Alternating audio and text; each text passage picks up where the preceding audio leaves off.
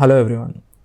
So ఇప్పుడు మనకు group గైడెన్స్లో భాగంగా మనం అర్థమెటిక్ టాపిక్లో నుంచి మొదటగా మనం యావరేజెస్ చూద్దాము. సో యావరేజెస్ పైన క్వశ్చన్స్ ఏ విధంగా అడుగుతాడు అండ్ యావరేజెస్ నుంచి క్వశ్చన్స్ ఏ విధంగా వస్తాయి, కొన్ని క్వశ్చన్స్ ద్వారా మనము కాన్సెప్ట్ని అర్థం చేసుకునే ప్రయత్నం చేద్దాం. ఫస్ట్ క్వశ్చన్ మనం చూసినట్టయితే, average of 10 numbers is 7. If each number is multiplied by 12, then the average of the new set of numbers will be. ఒక సెట్ యొక్క యావరేజ్ మనకు 12 ఇవ్వడం జరిగింది. ఒక యావరేజ్ 7 ఇవ్వడం జరిగింది. ఒకవేళ మల్టిప్లై బై 12 చేసామనుకోండి, ఆ సెట్ యొక్క యావరేజ్ కూడా ఏమవుతుందంటే మనకి 12తోని మల్టిప్లై అవుతుంది. అంటే 12 into 7 మనకి 84 అవుతుంది. సో ఇక్కడ నుంచి మనం నేర్చుకోవాల్సిన కాన్సెప్ట్ ఏంటంటే, యావరేజెస్ మీరు ఒక సెట్ ఆఫ్ నెంబర్స్కి మీరు ఒక నెంబర్ యాడ్ చేసినా కూడా, లేదా సబ్ట్రాక్ట్ చేసినా, లేదా మల్టిప్లై చేసినా, లేదా డివైడ్ చేసినా యావరేజ్ కూడా అదే విధంగా చేంజ్ అవుతుంది అనమాట. అంటే 12 యాడ్ చేస్తే యావరేజ్ 12 పెరుగుతుంది, 12 సబ్ట్రాక్ట్ చేస్తే యావరేజ్ 12 తగ్గుతుంది. అదే 12 మల్టిప్లై చేస్తే మల్టిప్లై బై 12 అవుతుంది, అదే మీరు 12 డివైడ్ చేస్తే డివైడెడ్ బై 12 అవుతుంది. సో ఇదొక మెయిన్ కాన్సెప్ట్ మనకు. Next, average of 4 consecutive even numbers is 27. What is the greatest number? ఇలా 4 consecutive నెంబర్స్ ఇచ్చినప్పుడు యావరేజ్ 27 అంటే 2 numbers 27 కన్నా పెద్దగా ఉంటాయి, 2 numbers 27 కంటే చిన్నగా ఉంటాయి. ఇక్కడ మనకు 27 తర్వాత వచ్చే ఈవెన్ నెంబర్ ఏంటి? 28. So 28, 30, 26, then after 24. సో ఆ 4 numbers వచ్చేసి ఈ విధంగా మనం చెప్పుకోవచ్చు. ఒకవేళ 5 consecutive నెంబర్స్ అన్నాడు అనుకోండి, 5 numbers అని అంటే ఫర్ ఎగ్జాంపుల్ అక్కడ average of 5 consecutive even numbers 30 అని ఇచ్చాడు అనుకోండి, మధ్యలో 30 వచ్చేస్తుంది, ఇక్కడ 32, 34, ఇక్కడ 28, దెన్ ఆఫ్టర్ 26. ఈ విధంగా వస్తాయి అన్నమాట నెంబర్స్. సో ఇక్కడ మనకు బిగ్గర్ నెంబర్ అడిగాడు కదా, what is the greatest number అని అడిగినప్పుడు మనకు ఆన్సర్ ఏమవుతుంది? ఇక్కడ 30 అవుతుంది అనమాట. So even number of numbers ఎప్పుడు కానీ 4 numbers కానీ 6 numbers కానీ 8 numbers కానీ ఇచ్చాడు అనుకోండి, అప్పుడు ఏమవుతుంది మనకు? ఆ నెంబర్ మీకు కన్సిడర్ చేయరనమాట మధ్యలో. అటు 4 ఇటు 4 రాస్తారు 8 numbers అంటే. ఈ విధంగా మనం యావరేజ్ చేయాల్సి ఉంటుంది. అంతేగాని మీరు ఈవెన్ నెంబర్స్ని ఏదో ఎక్స్ అనుకోవడము, x+2, x+4 అలా రాయడం అవసరం లేదు. నెక్స్ట్ కాన్సెప్ట్ వచ్చేసి మనకు గ్రూపింగ్ కాన్సెప్ట్లో ఒక క్వశ్చన్ చూడండి. A man bought 13 articles at 70 rupees each, 15 articles at 60 each, 12 articles at 65 each. The average price of the article. ఇలాంటి క్వశ్చన్, ఈ కాన్సెప్ట్ మనకు చాలా ఇంపార్టెంట్ అవుతుంది. 13 articles వచ్చేసి మనకు 70, 15 articles వచ్చేసి మనకు 60, 12 articles వచ్చేసి 65. దీన్ని మనం ఒకవేళ మనం యావరేజ్ కనుక్కోవాలంటే ఏం చేయాలి? 13 into 70, 15 into 60, 12 into 65 చేయాల్సి ఉంటుంది. డివైడెడ్ బై 13 + 15 + 12 చేయాల్సి ఉంటుంది. బట్ మనం గ్రూపింగ్ కాన్సెప్ట్లో నేర్చుకునేది ఏంటంటే, ఈ 70, 60, 65లో నుండి ఏదో ఒక నెంబర్, మిడిల్లో ఉన్న నెంబర్ మనం అజంప్షన్గా తీసుకుంటాం అన్నమాట. అంటే ఫర్ ఎగ్జాంపుల్ ఇక్కడ మనం 65 తీసుకున్నాం అనుకోండి.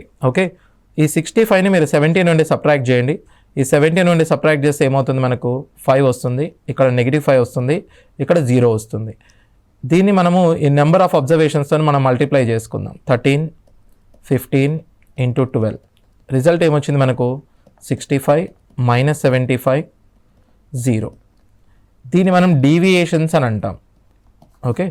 ఈ 65ని మనం అజంప్షన్ అంటాం.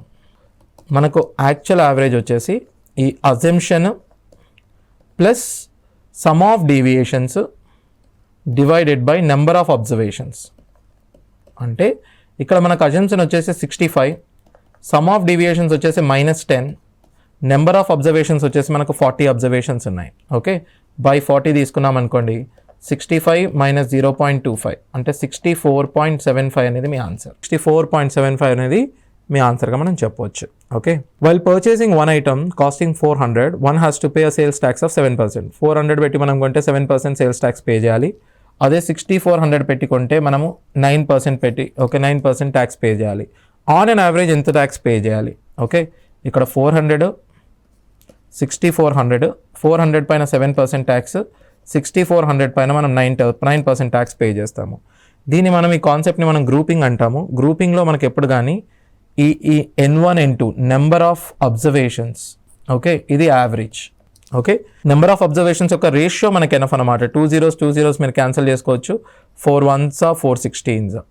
ఇంతకుముందు యూజ్ చేసిన గ్రూపింగ్ కాన్సెప్టే మనం యూజ్ చేయడం జరుగుతుంది. అజంప్షన్ ఒక 8 తీసుకున్నాం అనుకోండి, ఇది -1 into 1, -1, ఇది +1 ఇంటూ నెంబర్ ఆఫ్ అబ్జర్వేషన్ 16 కాబట్టి 16. సో మనం ఏం చెప్పొచ్చు ఇక్కడ 16.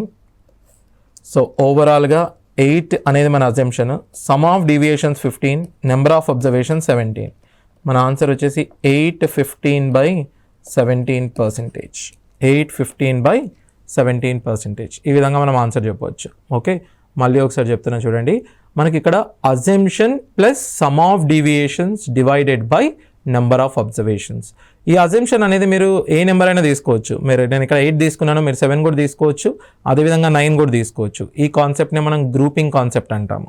Okay, next question. The average age of 30 students is 9 years. If the age of the teacher is included, the average age becomes 10 years. Okay, what is the average age of the teacher? Okay, average age of 30 students is 9 years. If the age of the teacher include అయితే okay average ఏమవుతుంది 10 years అవుతుంది. Okay, what is the age of teacher? ఈ క్వశ్చన్ని మనం చాలా రకాలుగా చేయొచ్చు. Okay, మొదటగా 30 students, average 9 years.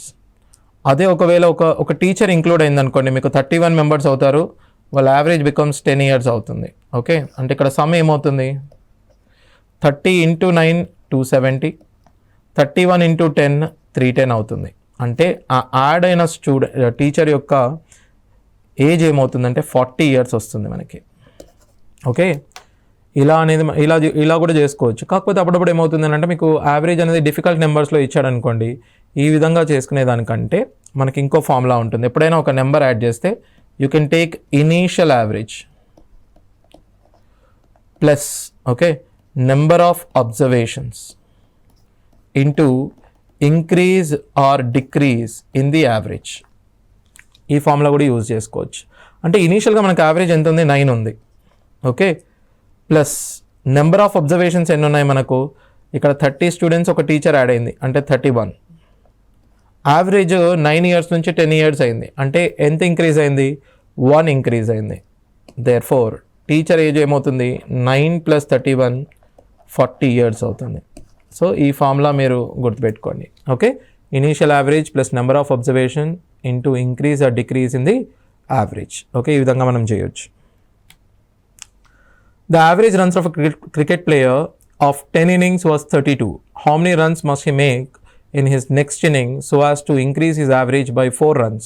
Okay, 10 innings లో 32 అన్నా అనుకోండి, 11 innings లో మీకు 4 runs ఇంక్రీజ్ చేయాలి అంటే 36 చేయాలి. ఓకే, అంటే ఏమవుతుంది టోటల్ రన్స్ ఏమవుతాయి ఇక్కడ 320, ఇక్కడ 396, అంటే మీకు 76 runs స్కోర్ చేయాల్సి ఉంటుంది. ఇదే బై యూజింగ్ అ ఫార్ములా చేసామనుకోండి, మనం ఇనీషియల్ యావరేజ్ ఎంత అవుతుంది మనకు ఇనీషియల్ యావరేజ్ మనకు 32 ఉంది plus okay number of observations ఇక్కడ మనకు 10 innings plus 1 more inning. Okay, so 11 innings plus into average 4 increase అయింది. సో 32 + 44 మనం 76గా చెప్పవచ్చు. ఓకే, ఇది కూడా మనకు సేమ్ ఫార్ములా. ఓకే, రెండు విధానాలుగా చేయొచ్చు. ఎప్పుడైతే మీరు ఆ మల్టిప్లికేషన్ అవాయిడ్ చేయాలనుకుంటున్నారో అప్పుడు మీరు ఈ ఫార్ములా యూజ్ చేయొచ్చు, చాలా ఈజీగా అవుతుంది. 32 అనేది మనకి ఇనీషియల్ యావరేజ్ అవుతుంది. ఓకే, ప్లస్ 11 అనేది మనకు నెంబర్ ఆఫ్ అబ్జర్వేషన్స్, 4 అనేది increase or decrease in the average. ఇక్కడ ఇంక్రీజ్ అవుతుంది కాబట్టి మీరు పాజిటివ్ తీసుకుంటారు, అదే డిక్రీజ్ అయితే మనం నెగిటివ్ తీసుకోవాల్సి ఉంటుంది. The average marks of 28 students in mathematics was 50. 8 students left the school. Then the average increased by 5. What is the average marks obtained by the students who left the school? Okay, so ఇది మనకు grouping క్వశ్చన్గా మనం consider చేస్తాం అన్నమాట. 28 మెంబర్స్లో నుండి 28 members వాళ్ళ average 50గా ఇవ్వడం జరిగింది. 8 స్టూడెంట్స్ వెళ్ళిపోయారు. 28 స్టూడెంట్స్లో నుండి 8 స్టూడెంట్స్ వెళ్ళిపోయారంటే 20 స్టూడెంట్స్ మిగిలారు. అంటే ఇక్కడ మనం 2 groups వచ్చేసి ఒకటి 20 ఇంకొకటి 8. ఇలా నెంబర్ ఆఫ్ మెంబర్స్ని మనం ఫస్ట్ 20 and 8 ఇది ఫస్ట్ గ్రూప్లో ఉన్న నెంబర్ ఆఫ్ మెంబర్స్, సెకండ్ గ్రూప్లో ఉన్న నెంబర్ ఆఫ్ మెంబర్స్, ఈ విధంగా తీసుకుంటాము. దాని తర్వాత ఒకవేళ 8 members వెళ్ళిపోతే మనకు యావరేజ్ ఏమైంది ఇంక్రీజ్డ్ బై 5 అయింది. ఓకే, ఇంక్రీజ్డ్ బై 5 అయిందని అంటే 55 అయింది. ఇక్కడ వాటి యొక్క యావరేజెస్ తీసుకుంటాము. ఇక్కడ యావరేజ్ మనకు తెలియదు, ఓవరాల్ కంబైన్డ్ యావరేజ్ చేస్తే మనకు యావరేజ్ 50 వచ్చింది. అంటే ఈ 28 members యొక్క యావరేజ్ వచ్చేసి మనకు 50 వచ్చింది, అది మధ్యలో తీసుకుంటాము. ఓకే, ఈ ఫార్మాట్ చూడండి, N1 N2 A1 A2 capital I. N1 అనేది ఫస్ట్ గ్రూప్లో ఉన్న నెంబర్స్, N2 అనేది సెకండ్ గ్రూప్లో ఉన్న మెంబర్స్, A1 అనేది మనకు ఫస్ట్ గ్రూప్ యొక్క యావరేజ్, A2 అనేది సెకండ్ గ్రూప్ యొక్క యావరేజ్, క్యాపిటల్ A అనేది ఆ రెండు గ్రూపులని కంబైన్ చేస్తే వచ్చే average. Okay, and N1 and N2 మనం ఆల్వేస్ రేషియో తీసుకోవచ్చు, నెంబర్ తీసుకోవాల్సిన అవసరం లేదు. ఇక్కడ 20 and 8 ఉంది. ఓకే, ఇక్కడ 280 ఉన్నా కూడా మనకు సేమ్ రేషియో తీసుకోవాల్సిన అవసరం ఉంటుంది. 4 5s 4 2s, ఆ రేషియో ఈజ్ ఎనఫ్. ఫార్ములా ఏంటనంటే N1 into difference between these two D1, N2 into difference between these two D2. So ఈ విధంగా మనం తీసుకోవాల్సి ఉంటుంది. సో 5 ఇంటూ డిఫరెన్స్ 5 కదా, సో డిఫరెన్స్ 5 తీసుకోండి. ఇక్కడ డిఫరెన్స్ ఏమవుతుంది, ఇది ఎక్కువ ఉందని అంటే ఇది డెఫినెట్గా తక్కువ ఉండాల్సిందే. ఓకే, దేర్ఫోర్ 50 - x గా తీసుకుంటాం. Okay, 2 1s 2 12.5s, therefore you can say x is equals to 50 - 12.5 37.5 అని చెప్పొచ్చు. అంటే ఆ వెళ్ళిపోయిన 8 మెంబర్స్ యొక్క యావరేజ్ మనకు 37.5గా మనం చెప్పొచ్చు. సో ఈ విధంగా ఈ కాన్సెప్ట్ కూడా మనకు చాలా ఇంపార్టెంట్. ఇక్కడ ఫార్ములా ఏంటంటే N1 D1 is equals to N2 D2 అనేది మనకు formula. The average weight of 15 students in a class increases by 1.5 kg when one of the student weighing 40 kg is replaced by a new student. దీన్ని మనం replacement అంటాము. Okay, replacement అయినప్పుడు మనకు formula ఏమవుతుందని అంటే ఆ ఇనీషియల్ యావరేజే ఉంటుంది. రీప్లేస్మెంట్ అయినప్పుడు initial average plus or minus. Okay, ఎంత మెంబర్స్ ఉన్నారు, ఓకే, నెంబర్ ఆఫ్ అబ్జర్వేషన్స్ ఏంటి, number of observations into change in average, number of observations into change in the average. Okay, ఇక్కడ ఏమైంది, 40 kgsని మనం ఓకే రీప్లేస్ చేస్తున్నాం.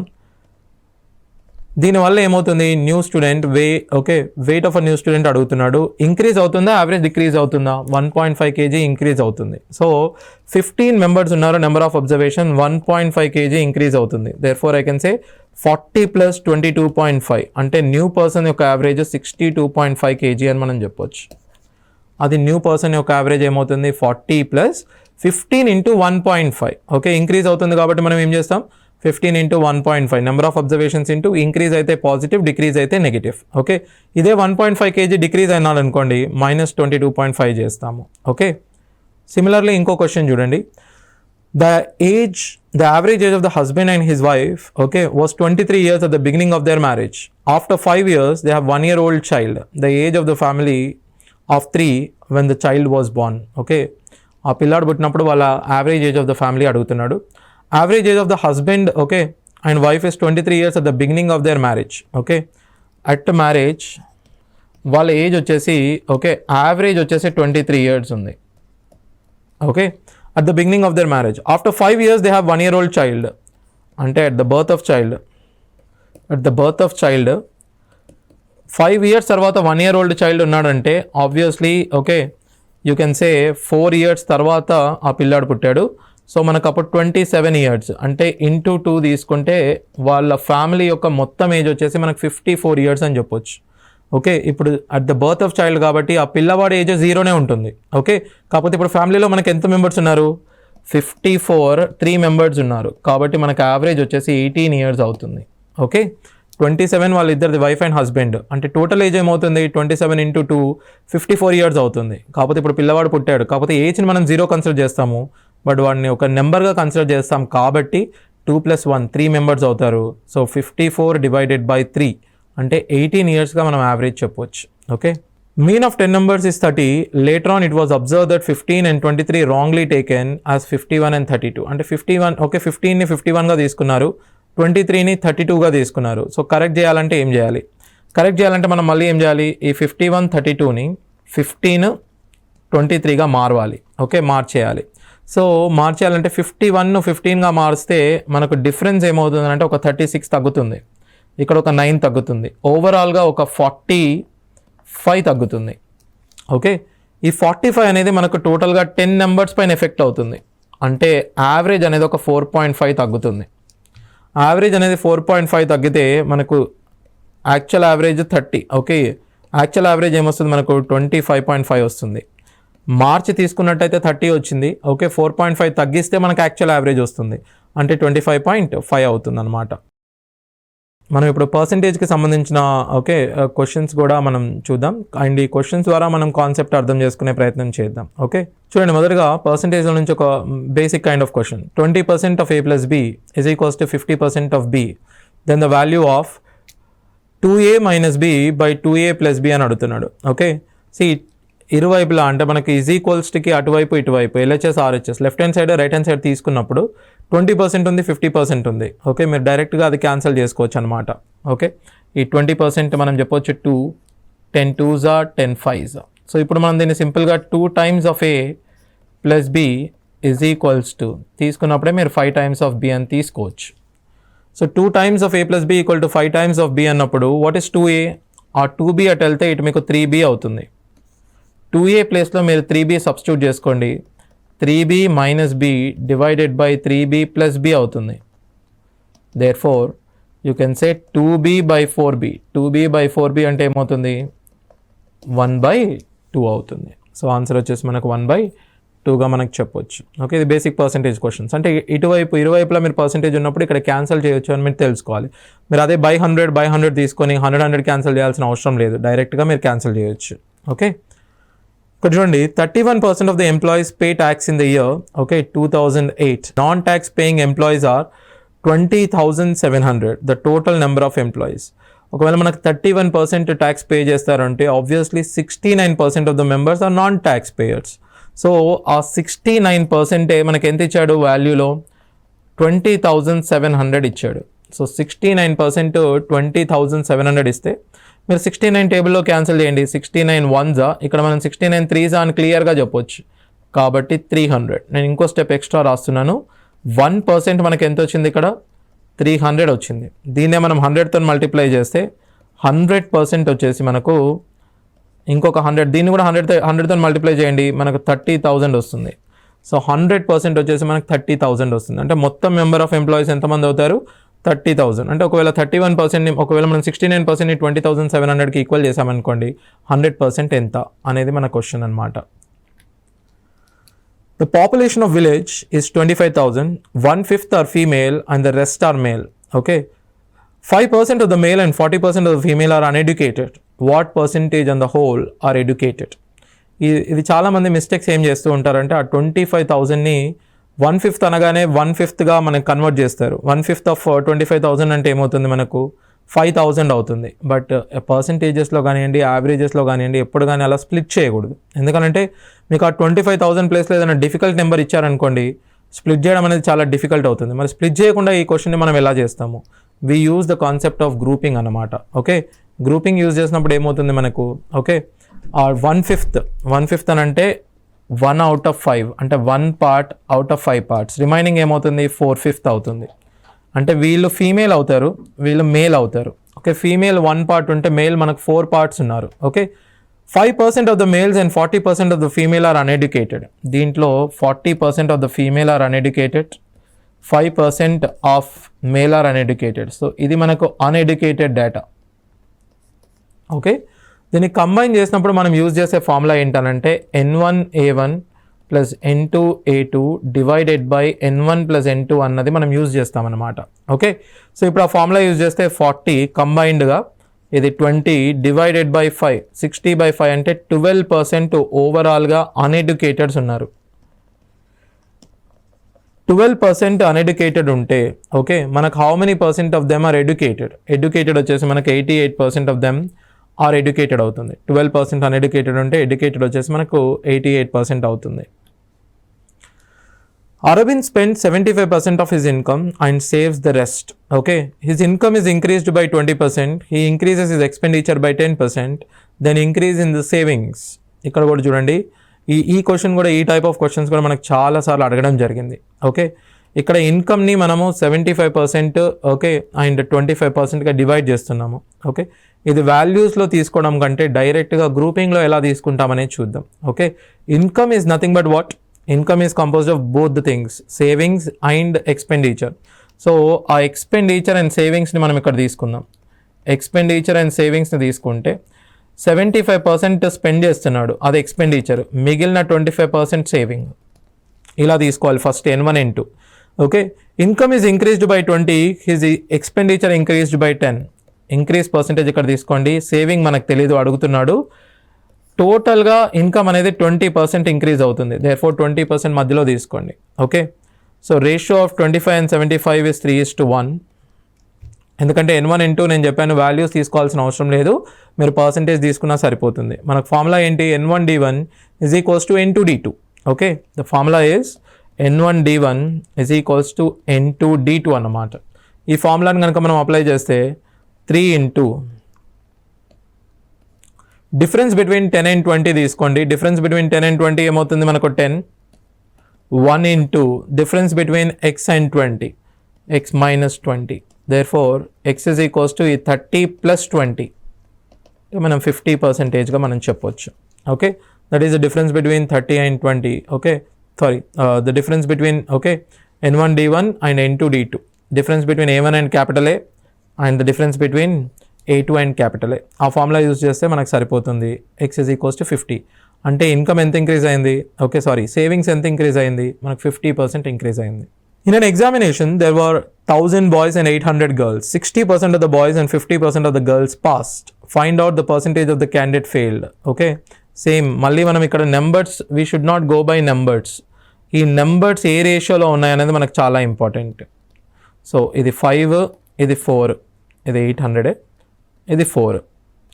And ఇక్కడ percentage ఇచ్చాడు 60% of girls, 60% of boys, ఇక్కడ బాయ్స్ ఇక్కడ girls, 60% of boys, 50% of the girls are passed.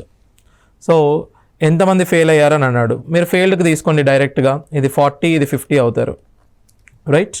So 5 into 40 200, 4 into 50 200 again, divided by మొత్తం మీద మనకు 5 plus 4 ఎంత మెంబర్స్ ఉన్నారు, 9 మెంబర్స్ ఉన్నారు, బై 9 తీసుకోండి.